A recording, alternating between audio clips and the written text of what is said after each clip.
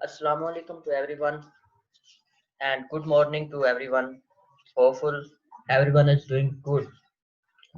Today, dear class, we will study about basic strength of amines. हम जिस तरह पिछले टॉपिक में पढ़ रहे थे कि what are the effect inductive effect. Inductive effect क्या है कि एक परमानेंट डाइपोल होता है, एक बॉन्ड पोलर होता है, दो किस्म के बॉन्ड है, एक पोलर है और एक नॉन पोलर है। नॉन पोलर बॉन्ड जो एक जैसे एटम्स के दरमियान बना है, मसलन हाइड्रोजन हाइड्रोजन का बॉन्ड है, और पोलर बॉन्ड जो डिफरेंट एटम्स के दरमियान बना हुआ है। तो हमने पढ़ा कि जो अगर कोई इस तरह का पोलर बॉन्ड कंपाउंड में हो, वो खुद तो पोलर है ही, लेकिन वो दूसरे को जो आगे भी ट्रांसमिट करता है पोलैरिटी को, जिसको इंडक्टिव इफेक्ट कहते हैं। मसलन ये हमने अभी देखा था क्लास में पहले कि कार्बन C1 और क्लोरीन के दरमियान जो पोलर बॉन्ड था, तो C1 और C2 भी पोलैरिटी आ गई, C2 C3 भी पोलर आ गया, क्योंकि ये इलेक्ट्रॉन का जो पेयर जो pair of electron, sharing pair of electron है, वो जो है वो शेयर नहीं होता, वो कुछ ड्रिफ्ट कर जाता है ज्यादा इलेक्ट्रोनेगेटिव एटम की तरफ। तो इस वजह से उसके ऊपर पॉजिटिव और नेगेटिव चार्ज जो है ना, ये क्रिएट होते हैं। तो हमने इस चीजें पढ़ ली थी। अभी हम देखते हैं बेसिक स्ट्रेंथ पे हम पहुंच गए थे। तो जिस तरह नंबर ऑफ अमीन्स ग्रुप बड़े होंगे, ये हम पेज नंबर है बच्चों, हम आज पढ़ रहे हैं, बुक का पेज नंबर है 15, चौधरी सनाउल्लाह साहब की बुक है और उसका पेज नंबर है 15। पेज नंबर 15 अपनी टेक्स्ट बुक यहाँ खोल लें, चौधरी सनाउल्लाह साहब की बुक है, पेज नंबर 15 पे। और हम पहुंच गए थे ये number relative stability of carbocations. Carbocations की स्टेबिलिटी की बात करती हैं। तो एक कार्बन है जिसके साथ 3 मिथाइल ग्रुप अटैच है, फिर कार्बन है जिसके साथ 2 मिथाइल ग्रुप अटैच है, अगली कार्बन है जिसके साथ 1 मिथाइल ग्रुप अटैच है, और उससे अगली कार्बन है जिसके साथ कोई मिथाइल ग्रुप अटैच नहीं, बल्कि 3 के 3 ही हाइड्रोजन है।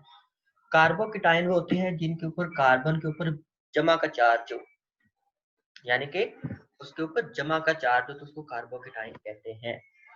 जमा के चार्ज वाली कार्बन को कार्बोकेटाइन कहते हैं। तो जितने मिथाइल ग्रुप की तादाद ज्यादा होगी, उतना ज्यादा वो कार्बोकेटाइन स्टेबल होगा, ठीक है, क्योंकि उसकी वजह ये greater the dispersal of charge, जितने मिथाइल ग्रुप ज्यादा होंगे उतना चार्ज की डिस्पर्शन ज्यादा हो जाएगी, कंपाउंड में चार्ज जो है उतना ज्यादा स्प्रेड हो जाता है, उसकी स्टेबिलिटी भी ज्यादा होती है, ठीक है। दूसरा अगला है relative stability of toluene and benzene in aromatic substitution reaction.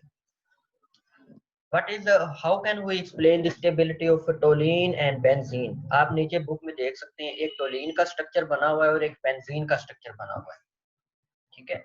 तो अब हम इनकी स्टेबिलिटी एक्सप्लेन करते हैं। टोलीन में आप देखें CH3 जो बेंजीन का रिंग है, उसके साथ CH3 ग्रुप अटैच होता है, और CH3 ग्रुप जो होता है वो इलेक्ट्रॉन डोनेट करता है। इलेक्ट्रॉन डोनेट करने का मतलब है वो पॉजिटिव इंडक्टिव इफेक्ट देता है, ठीक है। इंडक्टिव इफेक्ट हमने दो तरह के पढ़े ना, एक वो इंडक्टिव इफेक्ट होता है जो इलेक्ट्रॉन जो विथड्रॉ करता है, जैसे क्लोरीन है, ब्रोमीन है, आयोडीन है, जिनके इलेक्ट्रोनेगेटिविटी ज्यादा होते हैं वो इलेक्ट्रॉन को अपनी तरफ खींच लेते हैं। दूसरा इंडक्टिव इफेक्ट इस किस्म का होता है जिसमें इलेक्ट्रॉन वो डोनेट करते हैं, जिसको पॉजिटिव इंडक्टिव इफेक्ट कहते हैं। एक नेगेटिव हो गया जिसमें इलेक्ट्रॉन बैन खींचता है ग्रुप, पॉजिटिव होता है जिसमें इलेक्ट्रॉन डोनेट करता है। CH3 जो है ये पॉजिटिव इंडक्टिव इफेक्ट देता है, पॉजिटिव इंडक्टिव इफेक्ट। तो आप देखें ये एरो जो है इनसाइड मूव कर रहा है, मतलब ये इलेक्ट्रॉन डोनेट करता है। तो ये इलेक्ट्रॉन की डोनेशन की वजह से रिंग के ऊपर इलेक्ट्रॉन की डेंसिटी ज्यादा होगी, चार्ज स्प्रेड हो गया, चार्ज स्प्रेड हो गया। जबकि बेंजीन के ऊपर कुछ भी ऐसा नहीं है, इसके ऊपर कोई चार्ज की सेपरेशन नहीं है।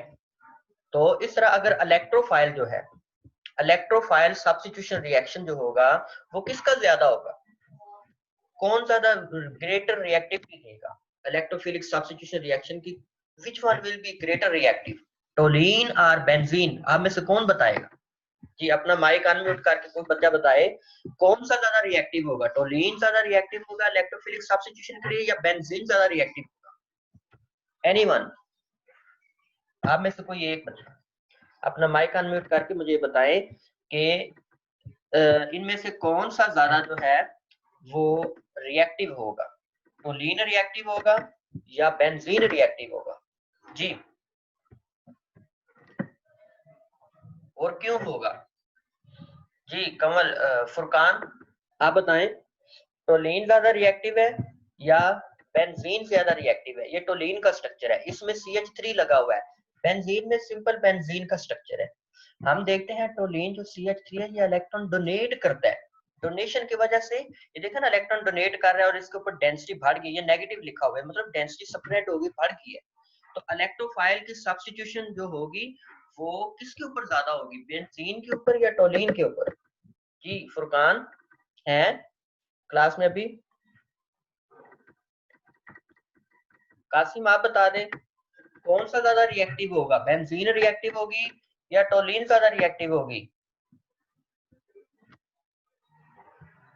जी जी कोई एक बता दे। हाँ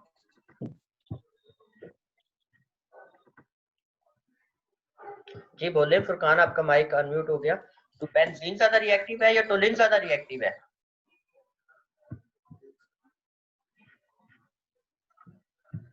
आपकी आवाज नहीं आ रही फुरकान। फाइका आप बता। टोलुइन लग रहा है सर। हाँ टोलीन लग रहा है, क्यों लग रहा है, किस वजह से, वजह पे बता देना।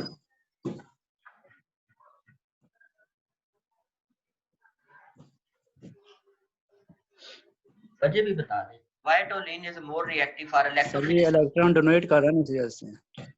कौन इलेक्ट्रॉन डोनेट कर रहा है?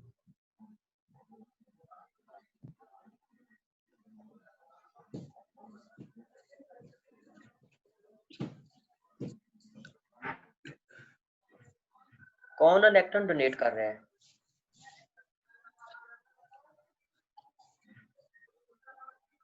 हाँ हाँ भाई,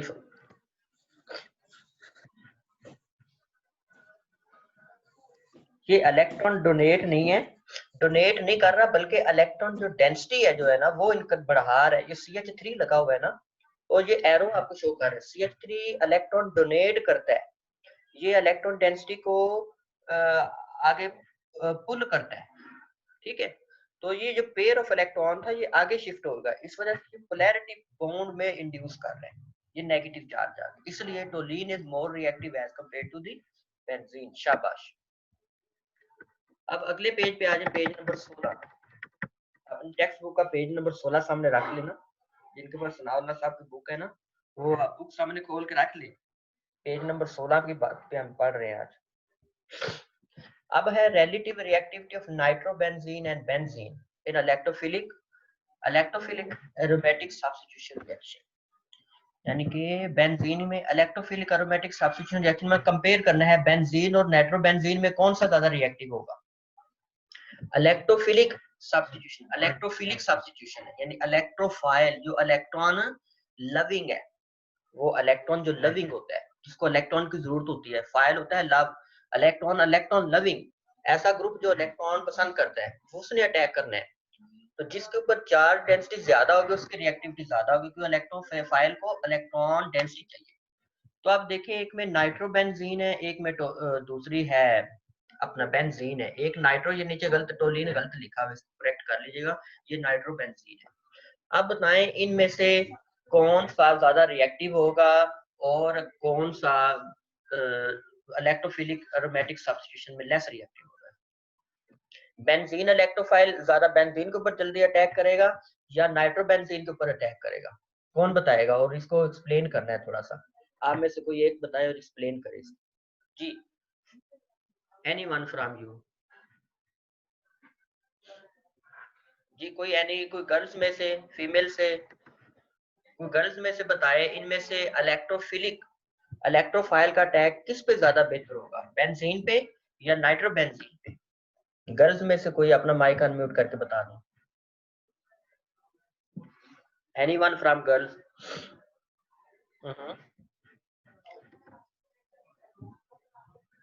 जी सुन रहे हैं?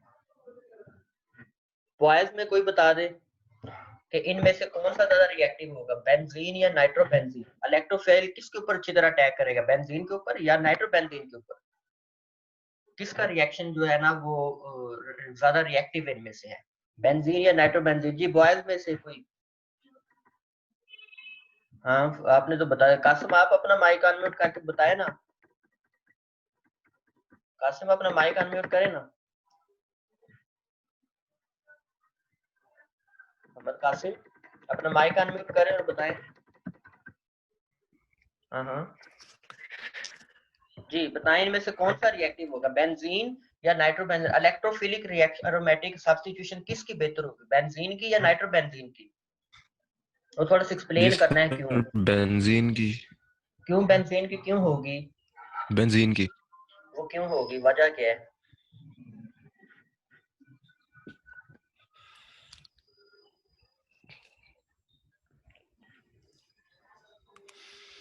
वजह क्या है वो भी बताए ना थोड़ा सा।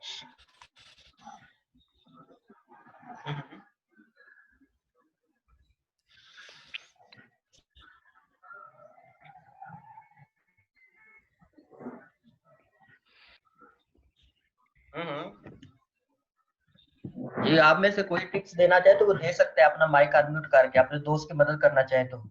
बॉयज में से कासिम साहब बता रहे हैं कहीं से अटक गए हैं, कोई दूसरा बच्चा बताना चाहता है तो वो बता सकता है इसको बचाने के लिए। हाँ इसकी मदद कर सकता है कोई और बॉयज में। जी बच्चों बॉयज में कोई बताएं इसको, ये बेंजीन किसने कहा है ज्यादा रिएक्टिव है इलेक्ट्रोफिलिक? मैंने पूछा क्यों ये ज्यादा रिएक्टिव है, अब रीजन भी बतानी है ना, आपने कहा है तो रीजन भी बताएं इसकी, व्हाई बेंजीन के ऊपर इलेक्ट्रोफाइल का अटैक गुड है, बट रीजन क्या है?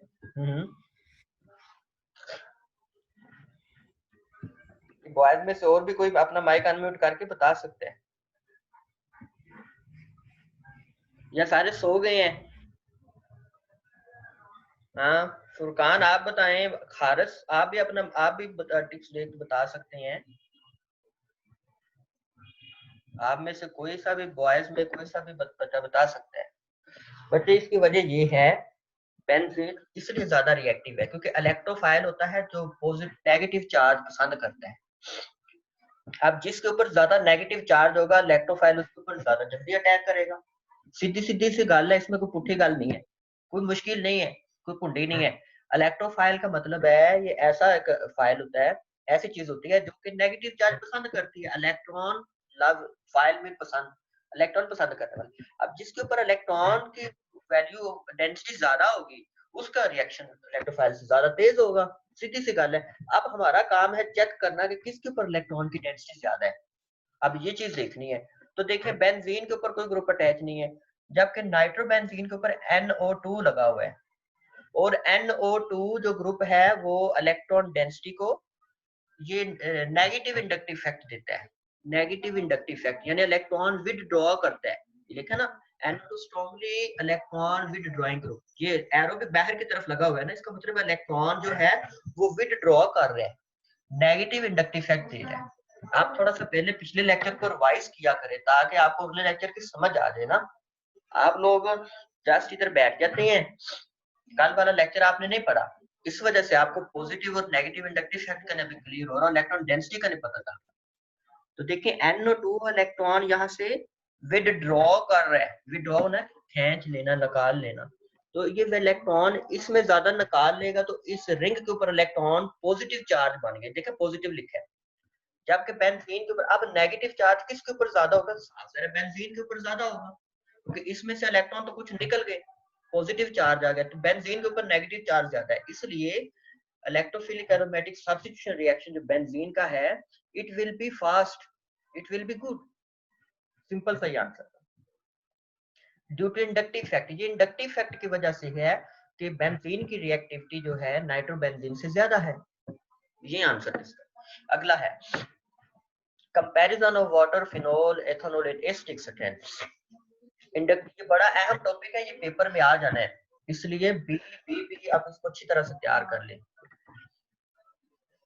फिनोल वाटर एंड एथेनॉल, इनकी एसिडिटी बतानी है किसकी ज्यादा है किसकी कम है। इंडक्टिव इफेक्ट मैंने बताया, इंडक्टिव इफेक्ट एक और भी हेल्प करता है, CH3 इलेक्ट्रॉन डोनेट करता है, ये इलेक्ट्रॉन डोनेशन करता है। ये देखा ना एरो लगा हुआ, ये इलेक्ट्रॉन डोनेट कर रहा है, इंडक्टिवली बॉन्ड में इलेक्ट्रॉन डोनेट करता है। H जो है ये इलेक्ट्रॉन कम डोनेट करते हैं, इसकी पावर कम है।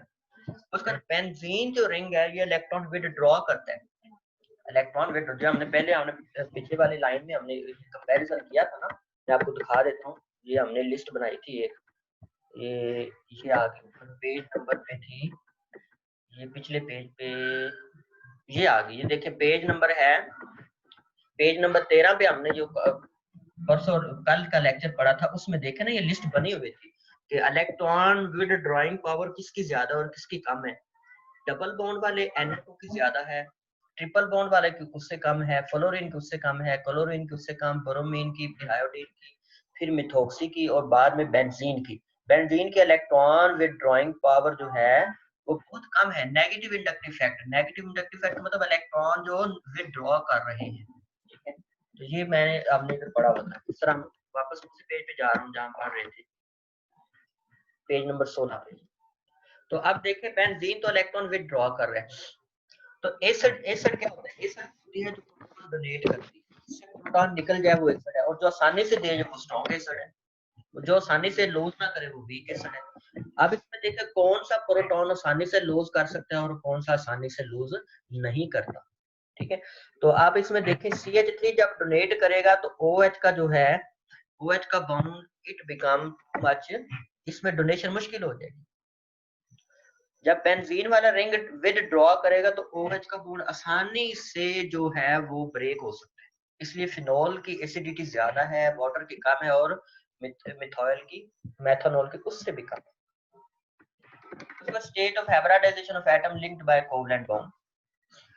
हाइब्रिडाइजेशन की बात करते हैं, इंडक्टिव फैक्टर हाइब्रिडाइजेशन की भी बात करते हैं। Electron density on s orbital is more on p orbital. हम जानते हैं s ऑर्बिटल गोल शक्ल होती है, स्फेरिकल होता है, p ऑर्बिटल डंबल शक्ल का होता है, जैसा डंबल होता है ना, तो दरमियान में पकड़ सकते हैं और साइडों से वो मोटा सा होता है, लूब होती है, तो डंबल शक्ल होती है। s की होती है जिस तरह बॉल है, क्रिकेट का बॉल है, स्फेरिकल शेप होती है। तो जितना ज्यादा s करैक्टर ज्यादा होगा, डिक्रीज फ्रॉम sp2। हम ये भी जानते हैं कि sp3 में, एक सेकंड ये कुछ वेटिंग में आ गया, मैं एडमिट कर दूं बच्चों, ठीक है। अब देखें sp3 जो है s करैक्टर किस में ज्यादा है किस में कम है। sp में 50-50% होता है, sp2 में 33 और 66 होता है, और sp3 में 25 और 75 रेशो होती है। हम पीछे पढ़ चुके हैं हाइब्रिडाइजेशन में, किसमें कम रेशो होती है किसमें ज्यादा होती है। sp में 50-50 s होता है, 50p। sp2 में रेशो होती है 33-66 और sp3 में रेशो होती है 25-75। तो एक्टिविटी के रिएक्टिविटी कुछ उनकी जो एसिडिटी कुछ इस तरह की होगी। एसिडिटी की स्ट्रेंथ जो है, जितना ज्यादा s करैक्टर होगा उतनी उसकी एसिडिटी ज्यादा होगी, वो ज्यादा एसिडिक होगा। देखें ट्रिपल बॉन्ड वाला ग्रेटर है डबल बॉन्ड से और डबल बॉन्ड वाला सिंगल बॉन्ड से, यानी कि sp triple bond, sp2 double bond, sp single bond, carbon carbon के दरमियान एक बॉन्ड है, कार्बन कार्बन के दरमियान दो बॉन्ड, sp कार्बन कार्बन के दरमियान तीन बॉन्ड है। तो बेसिक सी जो अगर एसिडिसिटी ये है, तो इनके जो कैटाइन बनेंगे, कार्बेनियम आयन बनेंगे ना, कार्बोआइन बनेंगे, यानी कार्बन एक होता है कैटाइन जिसका कार्बन को मुस्बत चार्ज होता है, एक होता है कार्बेन जिसके ऊपर कार्बन को मनफी चार्ज होता है। तो उनकी जो बेसिसिटी वो रिवर्स हो जाएगी, देखिए रिवर्स हो जाएगी। नेक्स्ट है फील्ड इफेक्ट। फील्ड इफेक्ट ये होता है बच्चों, ये एक मॉलिक्यूल दिया हुआ है, एंथ्रासीन का एक स्ट्रक्चर बना हुआ है, आप देख सकते हैं। एक बेंजीन रिंग है, दूसरा बेंजीन रिंग है, और तीसरा जो एक ग्रुप है उसको ये कार्ब इस तरह जुड़ा हुआ है, ये वाला देख सकते हैं, ऐसे ऐसे और फिर ऐसे, ये कर सकते हैं, देख सकते हैं। पहले इसकी डेफिनेशन में आपको समझा दूं। When the active inductive effect is transmitted through space or solvent, it is called field effect. सबसे पहले तो डेफिनेशन याद करनी होती है ना, डेफिनेशन याद होगी तो हम आगे उसको समझ सकेंगे। तो डेफिनेशन कहती है इंडक्टिव इफेक्ट है, ये भी इंडक्टिव इफेक्ट है, लेकिन इन स्पेस या सॉल्वेंट में, इन स्पेस या सॉल्वेंट में इंडक्टिव इफेक्ट क्या इफेक्ट है। पहले हम पढ़ते हैं कंपाउंड के अंदर, आप देखते हैं अगर कंपाउंड का सॉल्वेंट में या स्पेस में इंडक्टिव इफेक्ट का कैसा क्या इफेक्ट होता है, उसको बोलते हैं फील्ड इफेक्ट। अब हम एग्जांपल देखते हैं। ये वाले एक डेरिवेटिव एंथ्रासीन का फार्मूला आप देख सकते हैं स्क्रीन पे। एंथ्रासीन के ये इसकी एक डेरिवेटिव बनी है, ये डेरिवेटिव है। डेरिवेटिव मीन इसकी कोई एलिमेंट लगा के तो नया कंपाउंड बनता है, वो डेरिवेटिव होती है। इसमें दो क्लोरीन अटैच है, ये जो दो पॉइंट बने हुए थे ना एंथ्रासीन के डॉट ब्लैक ब्लैक, वहां पे क्लोरीन दो लगा दिए। एक एक में देखें नंबर 1 में क्लोरीन जो है वो COOH वाली साइड पे है, और दूसरी में देखें क्लोरीन COOH की उल्टी साइड पे है। 1 में देखें क्लोरीन COOH के एक साइड पे है, और दूसरी में देखें इस क्लोरीन COOH की उल्टी साइड पे है। नीचे लिखा है pKa, यानी कि ये वाला जो सेम साइड वाला उसकी pK है 5.67 और जो दूसरी साइड वाला उसका है 6.07। तो इसका मतलब है जो सेम साइड वाला है वो ज्यादा एसिडिक है। जितनी पीके वैल्यू छोटी होगी उतनी वैल्यू स्मॉल होगी, उतना वो एसिडिक होता है। तो ये वाला एसिडिक है और ये वाला एसिडिक कम एसिडिक है, ये वाला ज्यादा एसिडिक। क्यों? ये क्लोरीन और COOH एक साइड पे है, और क्लोरीन एक साइड पे होने की वजह से इंडक्टिव इफेक्ट ज्यादा होगा, और ये जो COOH का बॉन्ड पोलैरिटी ज्यादा हो जाएगी। जबकि जिसमें मुखालिफ सिमत में है, इंडक्टिव इफेक्ट यहाँ से ऑपरेट करना शुरू करेगा, ऐसे ऑपरेट करता करता तो फिर इसको बॉन्ड को पोलर करेगा। तो इसका डिस्टेंस जो है COOH का क्लोरीन से ज्यादा हो गया। हमने ये भी पढ़ा है ना इंडक्टिव इफेक्ट पिछले लेक्चर में कि इंडक्टिव इफेक्ट डिस्टेंस बढ़ने से कम होता है।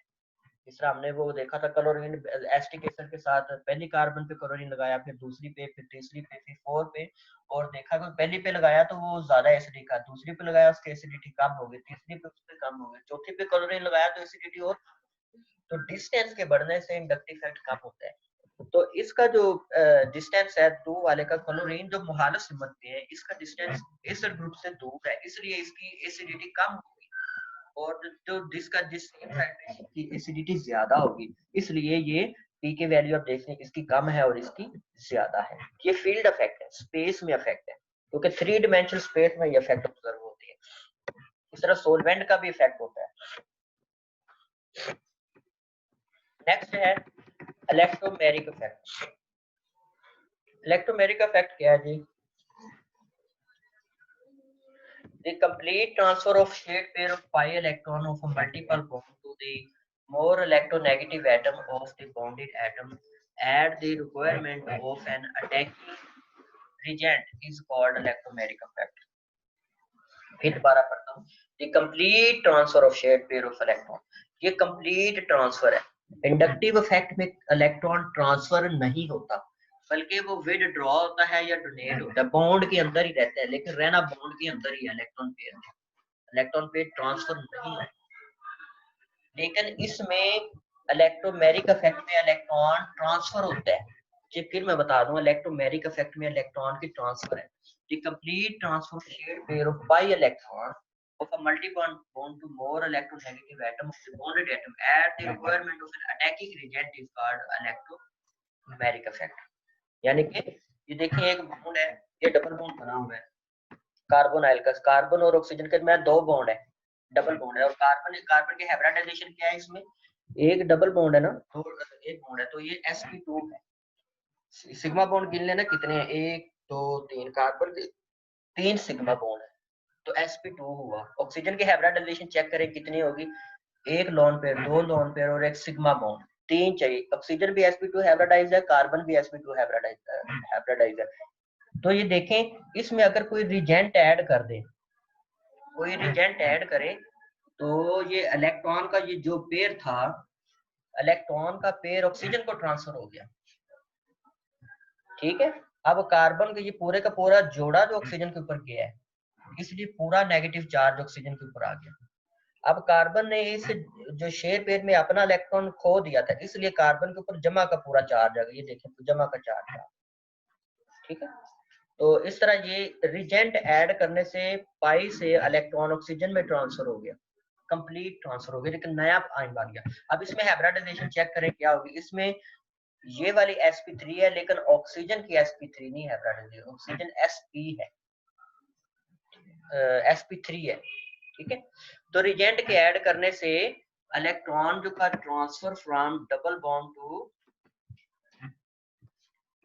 एक मिनट ये बच्चे नेक्स्ट लेक्चर किसका है, अच्छा, तो ये ट्रांसफर ऑफ इलेक्ट्रॉन हुआ, कंप्लीट ट्रांसफर ऑफ इलेक्ट्रॉन। लेकिन जैसे ही रिजेंट को हटा लेंगे तो ये वापस इलेक्ट्रॉन जो है इसको देगा और ये जो फिर डबल बॉन्ड दोबारा बन जाएगा। तो रिजेंट के डोनर से, यानी कि रिजेंट की एडिशन से जो पाई इलेक्ट्रॉन है वो मोस्ट इलेक्ट्रोनेगेटिव एटम की तरफ ट्रांसफर हुआ है। कार्बन के इलेक्ट्रोनेगेटिविटी कम है, 2.1 है, हमने पढ़ा हुआ है पीछे, और ऑक्सीजन के इलेक्ट्रोनेगेटिविटी 3 पॉइंट समथिंग है। तो ज्यादा इलेक्ट्रोनेगेटिव एटम की तरफ जो इलेक्ट्रॉन ट्रांसफर है। ये भी दो किस्म का होता है, एक होता है पॉजिटिव ई इफेक्ट, एक होता है negative E effect. Positive E effect तब है जब ये जो ट्रांसफर ऑफ इलेक्ट्रॉन उस सिमत में हो जिधर अटैकिंग रीजेंट है। अटैकिंग रीजेंट, ये देखिए ना, ये रीजेंट है, ये अटैकिंग रीजेंट है, उसकी सिमत में इलेक्ट्रॉन का ट्रांसफर हो। ठीक है, जिस तरह आप पीछे फर्स्ट ईयर सेकंड ईयर में इस तरह के पढ़ते आए हैं, रिएक्शन आपने पढ़े हैं। मसलन प्रोपेन है, ये पूरी प्रोपेन है, ये CH3, ये लाइन लिखो कि इलेक्ट्रॉन डोनेशन है ना, इलेक्ट्रॉन इंडक्टिवली इलेक्ट्रॉन डोनेट करती है, इलेक्ट्रॉन डोनेट इंडक्टिवली हो रहा है, और ये इलेक्ट्रॉन का पेयर इधर ट्रांसफर हो रहा है, और ये नेगेटिव बनेगी, नेगेटिव कार्बन प्रोटॉन से मिलके CH3 बन गया, और कार्बन के ऊपर प्लस का चार्ज है, कार्बोनियम आयन बन, कार्बोनियम आयन ये बन। इस तरह नेगेटिव इफेक्ट है जिसमें वो इलेक्ट्रॉन का ट्रांसफर अटैकिंग रिजेंट के उल्ट हो। अब देखा ना, इलेक्ट्रॉन तो नेगेटिव एक्टिव तरफ ऑक्सीजन की तरफ आना ही आना है, क्योंकि नेगेटिव ऑक्सीजन है, ये जोड़ा इसकी तरफ, अब ये कार्बन पॉजिटिव है, तो इसके ऊपर CN नेगेटिव बॉन्ड बना रहा है, बजाय कि ऑक्सीजन से मिलने के वो CN से मिल रहा है, CN कार्बन से मिल रहा है। यानी कि पहले वाले में ऑक्सीजन से ग्रुप मिलता था जो नेगेटिव मोस्ट इलेक्ट्रोनेगेटिव एटम है, उसको बोलते हैं नेगेटिव ई, और पॉजिटिव ई में जो ग्रुप है वो नेगेटिव कार्बन से मिलता है, पॉजिटिव कार्बन से मिलता है, जिस तरह ये नीचे वाले एग्जांपल में साइनाइड से मिल रहा है। ठीक है, तो ये दो किस्म के इफेक्ट है, इसके बहुत सी एप्लीकेशन है। एक तो ये है एप्लीकेशन, ये है कार्बन कार्बन का बॉन्ड पोलराइज हो जाता है। पोलराइज का मतलब नेगेटिव और पॉजिटिव चार्ज का अलग-अलग हो जाना, स्प्रेड हो जाना। ठीक है, पोलराइजेशन होती है कार्बन कार्बन बॉन्ड की। अभी हमने पोलराइजेशन देखा ना, ये लिखी है, ये देखिए पोलराइज हो गए हैं बॉन्ड, यहाँ पोलराइज नहीं थे, यहाँ पोलराइज हो गए, पॉजिटिव और नेगेटिव चार्ज अलग-अलग हो गए।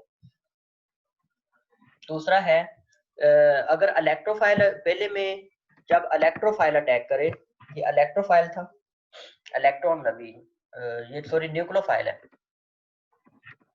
ये सॉरी ये प्रोटॉन है, तो it prefer to combine with negative ion, so it is a electrophile.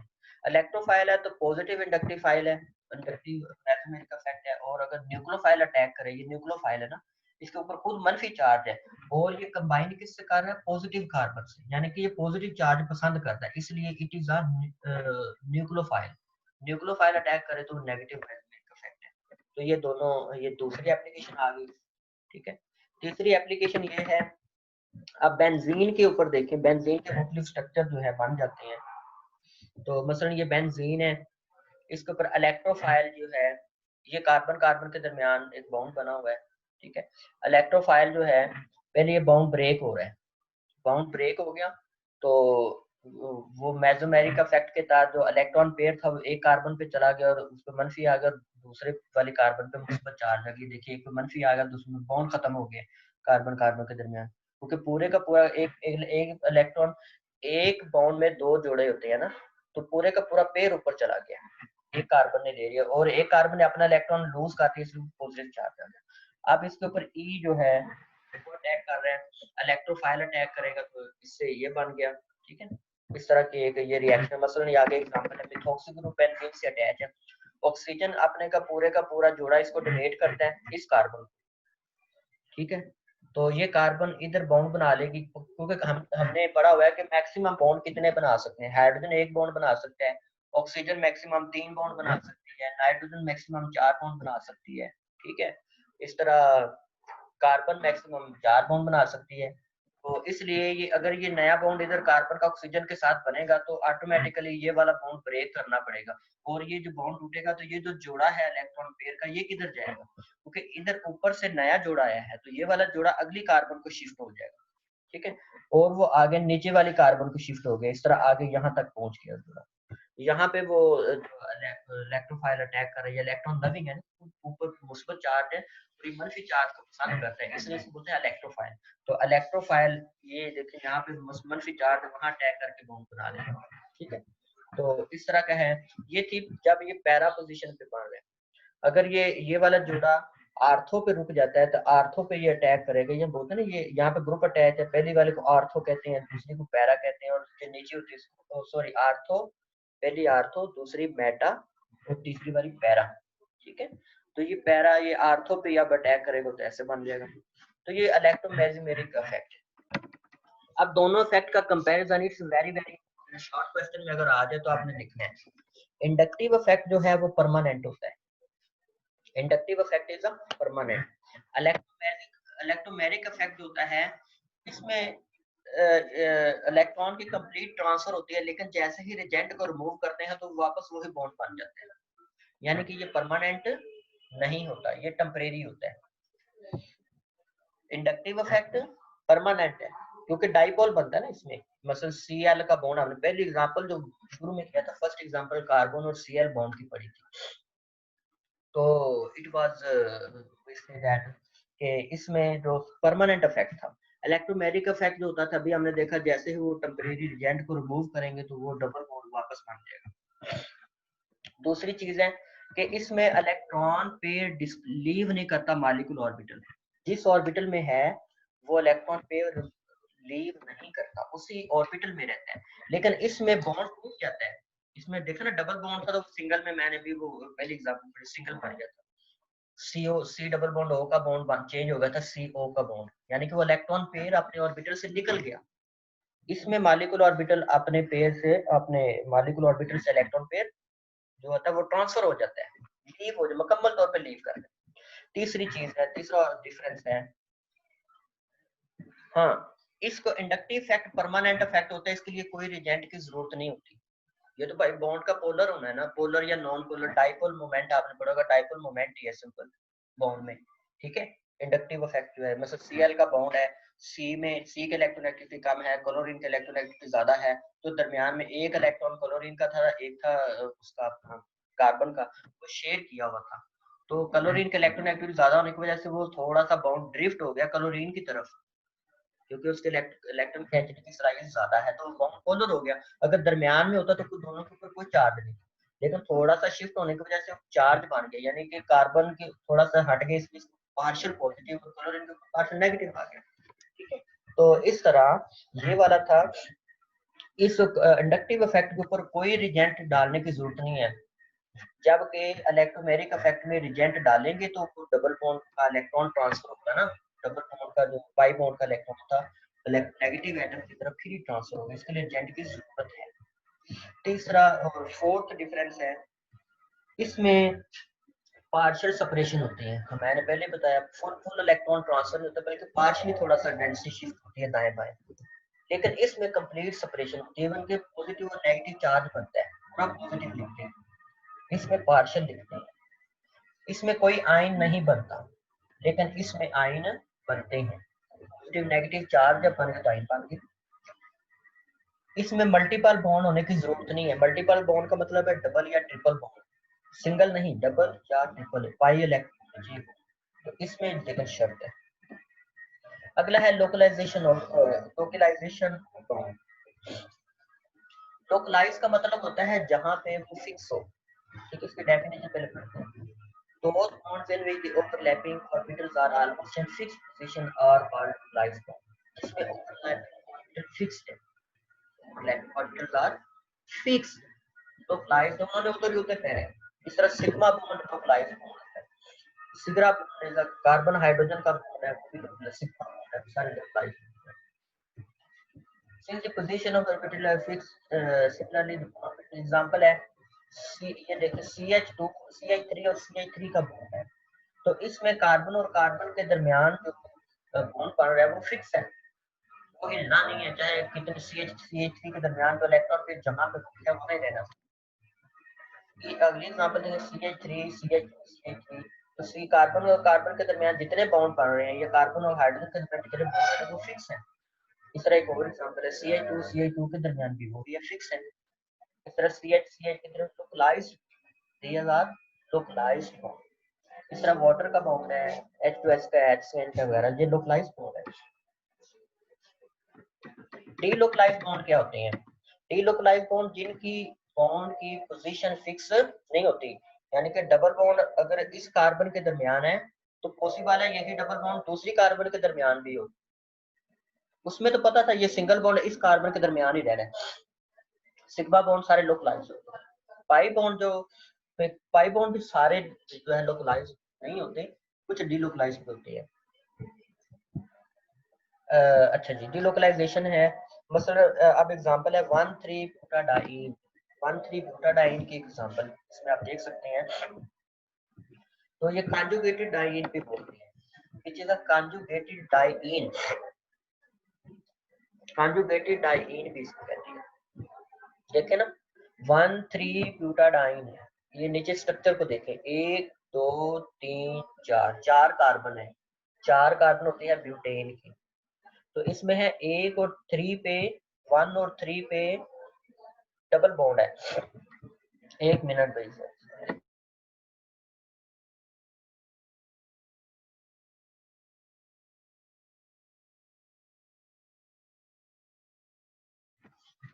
तो इसका मतलब है कि पहली कार्बन और तीसरी कार्बन में डबल बॉन्ड है, और ये हम जानते हैं कार्बन, सारी कार्बन sp2 हाइब्रिडाइज है, सारी कार्बन sp2 हाइब्रिडाइज है, यानी 3 सिग्मा बॉन्ड बना रहे हैं और एक पाई बॉन्ड मौजूद है। तो देखें C1 के दरमियान और C2 के दरमियान sp3 सिग्मा बॉन्ड है, इस तरह C2 और C3 के दरमियान sp2 सिग्मा बॉन्ड है, इस तरह C3 और C4 के दरमियान sp2 सिग्मा बॉन्ड है। अब सारी कार्बन sp2 है, तो इसका मतलब है कि जो दो पी ऑर्बिटल यूज हुए, तीसरा पी ऑर्बिटल सब में अभी उसने हिस्सा नहीं लिया, वो सब में वैसे खड़ा हुआ है। ये देखें, अन जो जिसने हिस्सा नहीं लिया बॉन्डिंग में, हाइब्रिडाइजेशन में, वो हर कार्बन के ऊपर एक पाई ऑर्बिटल मौजूद है, हर कार्बन के ऊपर, क्योंकि sp2 है ना सारी। तो तीसरा पी ऑर्बिटल इसका भी खड़ा है, C1 का भी है, C2 का भी, C3 का भी, C4 का भी, और ये सारे के सारे पाई ऑर्बिटल जितने भी हैं, ये सॉरी पी ऑर्बिटल जितने भी हैं, ये मिल के एक बॉन्ड बना रहे हैं, जो पोजीशन जिसको बोलते हैं डीलोकलाइज्ड पाई मॉलिक्यूलर ऑर्बिटल बनाएंगे, ठीक है। और ये सारे एक प्लेन में हैं, they are all in one plane. आगे है, well each carbon atom but possesses an unhybridized p orbital, the p orbitals are perpendicular to the plane of sigma bond। ये सिग्मा बॉन्ड जो बन रहा है इसके परपेंडिकुलर ये प्लेन है, ठीक है। अब इसको थोड़ा सा पढ़िएगा भाई, ठीक है। आगे ये देखें, ये यहाँ पे ओवरलैप करेंगे, ये पी ऑर्बिटल 1 2 3 4, चारों पी ऑर्बिटल देखें ओवरलैप कर रहे हैं। ओवरलैप करने से इसका मतलब है कि डबल बॉन्ड जो बन रहे हैं उसकी कोई फिक्स पोजीशन नहीं है, उसकी कोई फिक्स पोजीशन। देखें ये डॉटेड में शो किया हुआ है, ये देखें डॉट, अगली फिगर में डॉट शो, यानी पार्शियल डबल बॉन्ड है। तो यानी कि ये जो कार्बन और कार्बन का बॉन्ड लेंथ होगी, ये जो है ना सिंगल होगी ना डबल होगी, बल्कि सिंगल और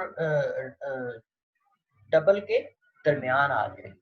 और जो पूरी डबल हमने बॉन्ड लेंथ पढ़ी है ना, कार्बन कार्बन की कितनी थी, सिंगल बॉन्ड की थी 156, कार्बन कार्बन डबल बॉन्ड की कितनी थी 130, और ट्रिपल बॉन्ड की कितनी थी 120। तो जो बॉन्ड लेंथ होगी ये सिंगल और इनकी डिटरमाइन करेंगे, देखो ऊपर लिखा हुआ है, ये आगे सारा पढ़े इसको, कि जो बॉन्ड लेंथ है कार्बन कार्बन की 148 आ रही है, एक बॉन्ड लेंथ का जो है डबल से कम है, बाकी सिंगल डबल के दरमियान आ जाए। इसको पढ़े, बॉन्ड लेंथ का भी इफेक्ट है, तो इसको थोड़ा सा रिवाइज कीजिएगा, बाकी हम देख लेंगे, ठीक है। इट्स वेरी इंपॉर्टेंट, अगर ये समझ आएगा तो हम इसको आगे कंटिन्यू करें। अब मैं अटेंडेंस ले लूँ, हमारे पास टाइम जो है वो वेरी शॉर्ट, तो प्लीज जो है अपने जो है ये एक सेकंड में अटेंडेंस काउंट कर लो। आज बच्चे हैं, एक सेकंड इसको कर लो।